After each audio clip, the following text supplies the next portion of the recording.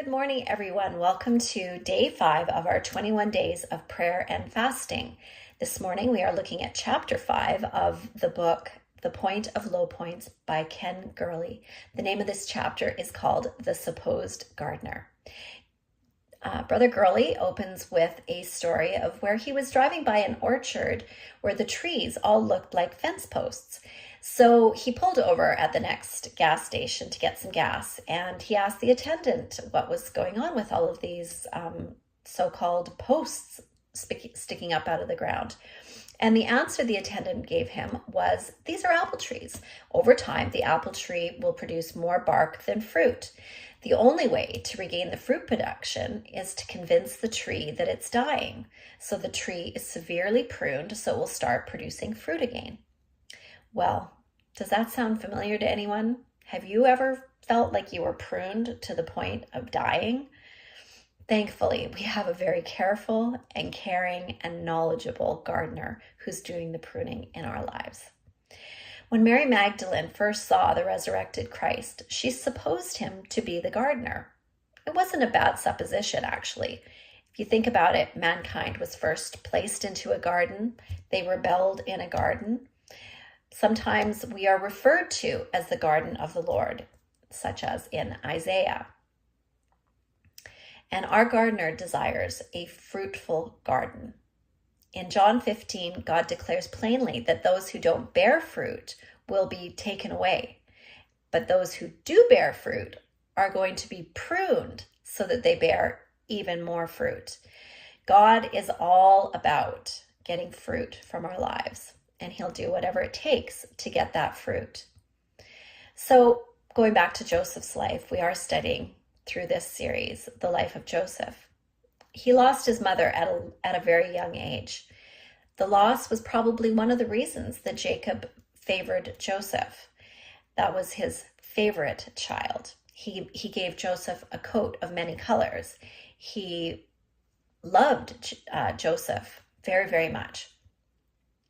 So, but Joseph lost his mother at a very young age, and this was probably one of the reasons that drove him into his father's arms. The loss of his mother brought him closer to his father. Joseph, of all the offspring of Jacob, received the best blessing before Joseph's passing. So God permitted the loss of the good, a natural mother, in Joseph's life so that he could be drawn into the realm of the best.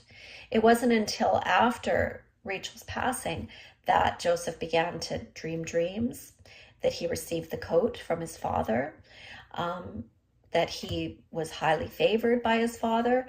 And in fact, at the end of Jacob's life, Joseph received a double portion of blessing for his 2 sons.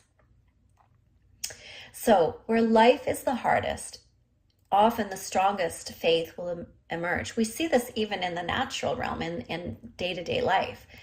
A group of researchers once did a study where they studied several hundred highly successful people, from presidents to businessmen, people like Winston Churchill, Helen Keller, Albert Schweitzer, and others. They found that 3/4 of these people were raised in poverty, broken homes, or by rejecting, domineering parents. The majority of the fiction writers and the poets came out of homes where they experienced high levels of serious psychological drama between their parents. And 25% of these individuals, these highly successful, by the world standards individuals, had a disability of some kind. Some were blind, deaf, had speech impediments. These individuals compensated for their disadvantages by growing stronger in another area. So what we see in the natural, we can also see it in the spiritual, that sometimes we need to have something pruned from our life in order for us to become stronger, maybe in that area or in another area.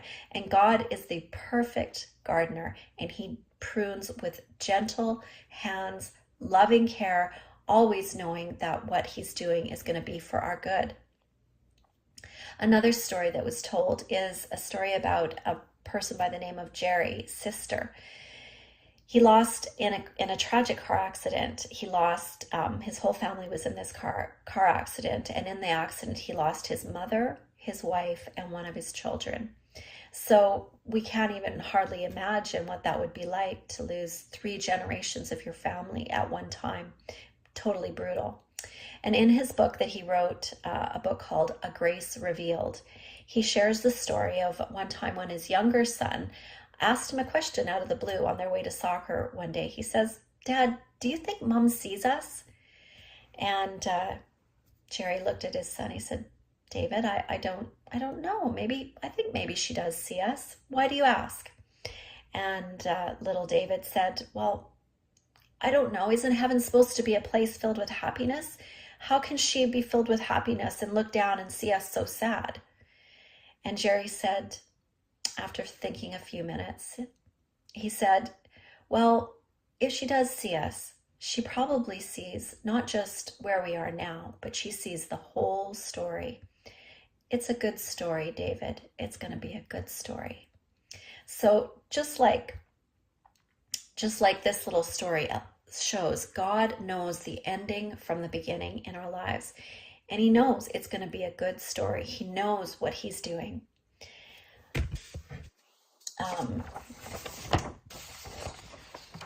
So yes, we may not be seeing the ending of the story even in our lifetimes, but we're promised the ending is going to be good. The best good, the ultimate good.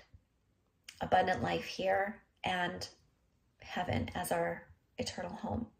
So loss becomes gain when it's in God's hands. Joseph's loss of his mother drew him closer to his father.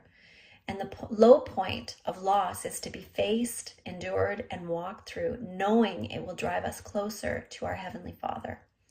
And you and I will be the more fruitful because of it. So we're going to be looking through Joseph's life in greater detail over the next coming days. And, there's so many lessons that we can learn and glean, not the least of which is that loss is gain in the Father's hands.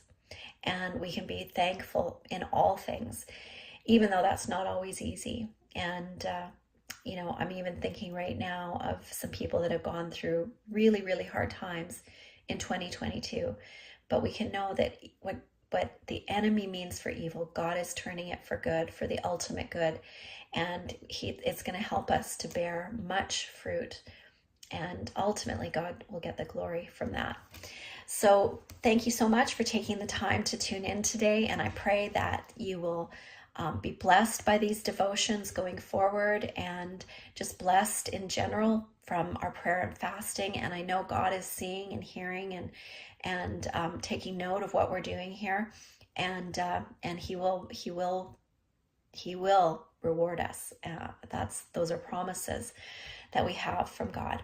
So God bless you and have a wonderful day today.